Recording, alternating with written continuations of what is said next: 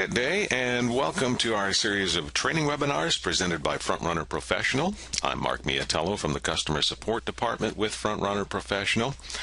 Our webinar is going to deal with several different areas of the IMS. We've tried to focus on the main areas that we get the most questions about. So we are going to start with the Book of Memories, and we're going to focus on photos. That's our first area right now because I think that's the one that we seem to get the most support requests concerning.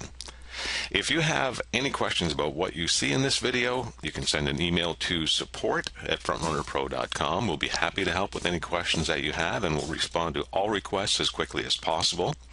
Now, these are issues that come up quite often in our support request. Generally causes the user a little bit of stress, especially when the family is barking at you over the phone.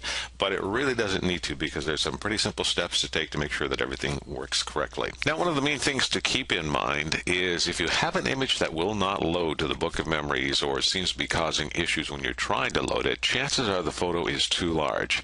We suggest keeping images under 1000 by 1000 pixels. Get them down to around 500 by 500, that's probably the best. It will not affect the quality of the photo online, but it does reduce the size of the file, which means the pages on your website load faster, and everyone loves a site that has fast loading pages. Now, before going into the IMS, have your photos ready. Make sure that they're in the suggested size range and oriented correctly, because you can't change that once they're uploaded to the record. Now, I'm going to show you a few examples here of how to do this. If you have Windows Office, there's a simple tool in that to use to resize photos. If not, then you may want to try one of the numerous online free photo resizing tools. If you have Photoshop, it's going to be in there too. Now, I can show you a couple of the online freebies in a moment. If you do have Office, here's the process on how to go about resizing a photo. First of all, if you go to your photo files and hover your mouse over any photo, it will pop up and show you the size of the photo itself. So that one you can see is 840 by 629. That's good. We don't have to resize that one. This one, 2560 by 1920. That one's going to have to be resized. So, as I was mentioning, if you do have Office, if you go up and right-click on the photo, and then go down to Open With, you'll see that we have Microsoft Office Picture Manager. Click on that, and it will open up your photo for you, as you can see here. What you do is you go to the item on the toolbar called Picture, click on that, and then go down to Resize. This gives you a lovely pop-up. I'll make that a little bit bigger for you to see. And it shows you the original size of 2560 by 1920. We want to get that down. Quickest and easiest way to do that, click right here where it says percentage of original width and height. So right now it's at 100%. We're going to have to take that well down below 50, so I'm just going to pop in 35% right there. And it'll show you that it does get it down to 896 by 672. Good size to use. So now I want to save that. So this will be saved as, it's Demo 3. We want to change that file name because we want to keep them definitely separate. So this will be 3.1. Okay? Close that. We'll go to the next one. Check its size. That one's large too. Once again, right-click on it, Open With, we pick Microsoft Office Picture Manager, go up to Picture, go down to Resize, we want percentage of original width and height. Once again, this one I'll probably want to take down to about 35%.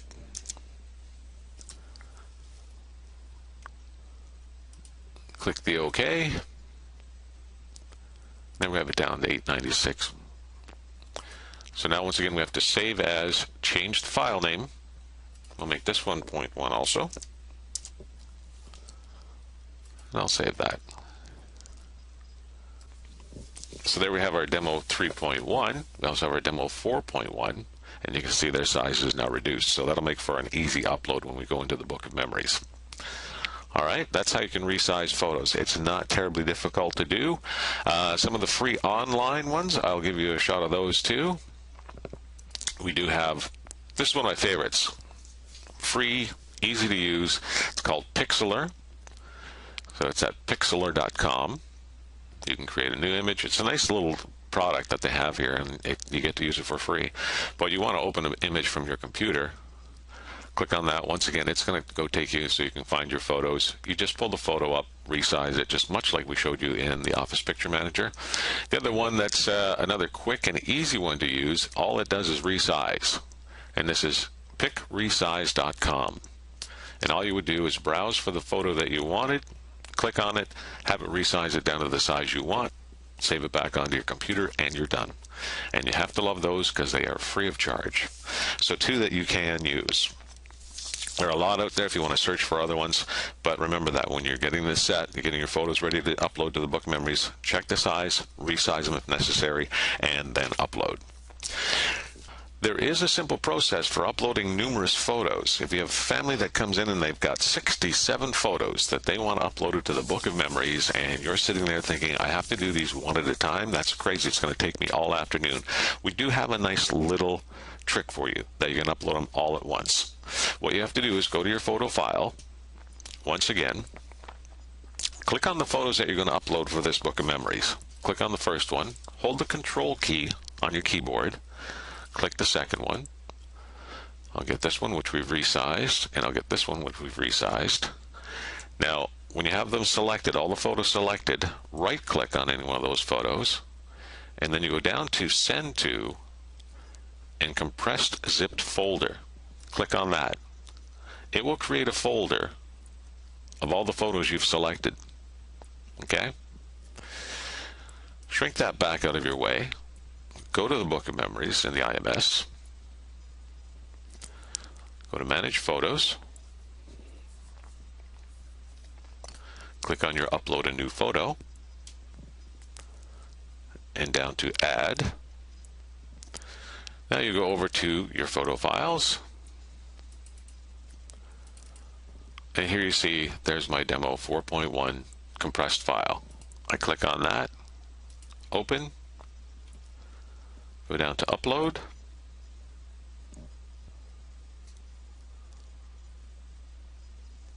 And you'll see that all 4 photos came up at once. And you can do this whether it's 4 photos or whether it's 40 or whether it's 60. All you have to do is put them in that compressed zip file, upload the file, you're done. That'll save you a lot of time and trouble. And I'm sure you'll be very happy about that. Now, the next section we're going to look at is the Family Interactive module, as we do get questions about that. Some clients concerned that they don't want the family logging into their system. That's not the situation at all. I'll explain. Some families love this section. Others won't want to bother with it at all because they're scared of computers. It seems to depend on how comfortable they are with computers. Generally, it's the younger family members who will take this on for you. Now, this section gives the family the ability to see private messages that have been submitted, approve photos and stories if the record or the system has been set for that, and they can send e-thank you cards right from the Book of Memories, and the nice cards I'm going to show you. Now, some clients, I say, have voiced a concern about the family, what they can do logging into their system. Not really a concern. Once again, go down to Book of Memories. You can do this right from the IMS. And you'll see that you have the option to preview for web, which will show you a preview of the Book of Memories. Or you can go here to open in administration mode. If you do that, this is going to show you what it's like when the family will log in to a Book of Memories.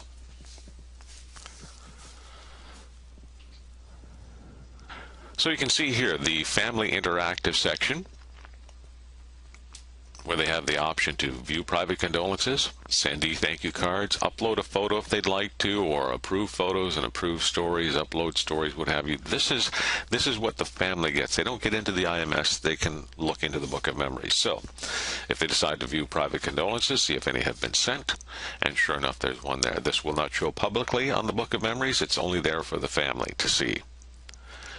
And if they want to approve photos, see if any photos have been uploaded. This is what the family sees. Photo has been sent up, but the global settings are on. They have to be approved. So the family can either approve or remove the photo. So they most likely will say, oh, yeah, that's fine. I remember that was his favorite boat. So they click approve and submit. And that photo will now join the rest of them down here and is now viewable to the public. That would be the same situation with stories. If there are any stories to approve, they're going to have approve it or reject it, basically. And that would be up to the family to look after. So it gives them an involvement in the book of memories, and they keep coming back. They can check on things. The e-thank you card part, if someone from across the country or around the world has sent a condolence and the family would like to send an e-thank you card, say, hey, we got your message, or thanks for the flowers, they can do that right here. So they go here, they say, click next, pick the cards. And we have a various selection of cards with different themes. The firemen sitting on the dock, we have some sports themes. We'll choose the baseball one. And to make it as easy as possible in the family, we can add a preset message.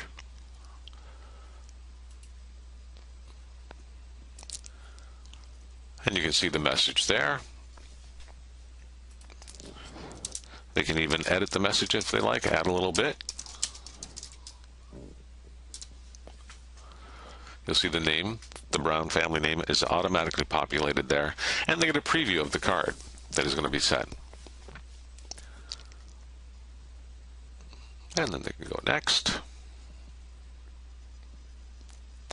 And then they would select, if there were a lot of condolence messages here, they would select where this card is going to. You can't just send them to everyone, obviously. So we'll send this to the only one who submitted anything.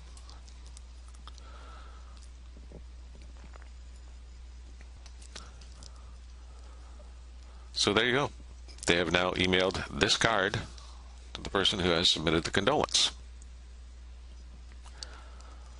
So very nice. Families absolutely love that if they get involved in it. Like I say, you're going to find some families that they're a little scared of computers and they don't want to get into it at all. All right. Now, setting the approval for stories and photos, in case you're unsure of where that is, you can set it individually for each record. Like you see right here, when you're in Book of Memories and the theme section, scroll down, you'll see that we have the photo approval system is set to on for this record. Story approval system is set to on for this record. You can also use global settings if you're system-wide that you want them on for all records. You can also override the system settings and just set this to off for this particular record. You do have those options. Now, where you do that for the whole system, you go up to the main tab, click on Book of Memories, go to Global BOM Settings, and then you can see here we have the photo approval system is off for all records. You can set it on or off, and that will affect every record in your system. So if you do set this on, just be aware that should someone submit a photo or a story, you or the family will have to approve it before it's going to show online. And when you do that, this is where you check all the records in your system. You see down here where it's approved photos? Nothing waiting in this system, obviously. And approved stories. Some clients, I've seen this where they didn't realize their global settings were on, and they'll have 100 stories here or 27 photos, and they didn't realize that someone had to approve them before they appear online, and they finally get a call from somebody saying, look, I submitted a photo 2 weeks ago and it's still not showing. This is why. You would have to come in here, look at these, check the story, and actually approve or reject. You can mark all as approved, you can mark all as rejected, you can clear them, or submit once you've selected that they're approved, and then you just go submit. And those stories now will appear in those Book of Memories. Now, one other section that always seems to come up a lot is maps aren't working for a Book of Memories. Click on directions for the cemetery and the map doesn't work. It's nowhere near. A couple things to keep in mind. When you are putting in the information for the database, for a location, you need either a street address or the GPS coordinates. The maps will not work without that. It's very specific. That's why when you see sometimes when you're entering something, we have those exclamation marks there. That means that information has to be put in. Otherwise, it's not going to save. Now, the best thing when you're putting in any locations, or even for that matter, clergy, physicians, what have you, go to System Settings, and then go to Databases, and you'll see here this is all the pertinent information in your system. Physicians, clergy members, charities, wake services, locations. You need to have these in, and you need to have them in correct. This is the best place to do it, especially for locations that are going to be coming up quite often, local hospitals, nursing homes, that sort of thing.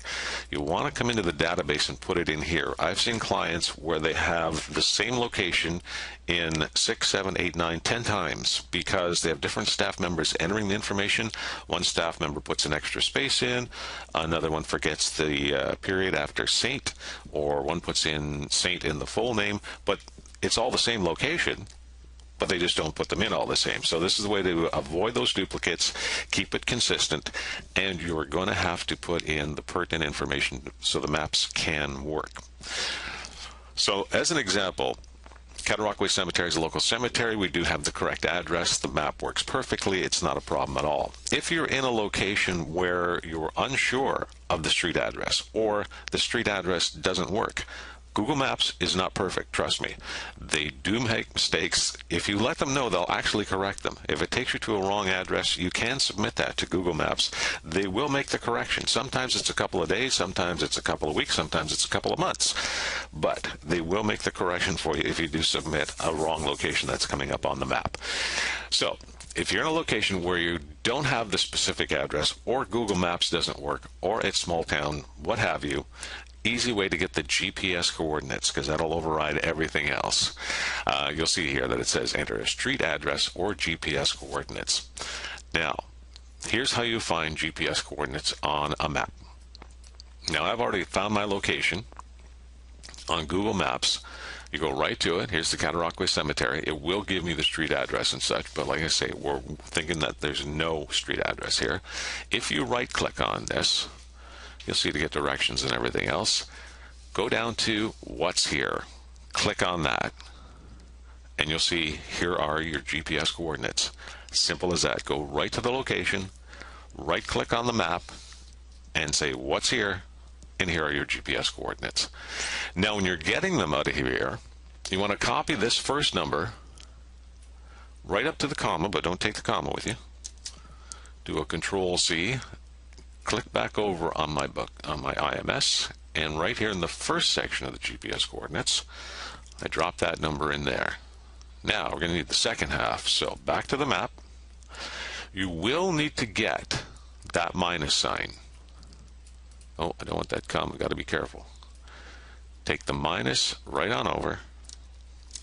I copy that, drop that in the second side. Make sure all my other information here is correct. It is within the city limits, and the type of location is interment, so I'm good. I'll save that. Now, just to go back and check, we click on that location one more time. Here's all our information. Let's test the map. And it did pop up on my other screen, but here it is, and there we are.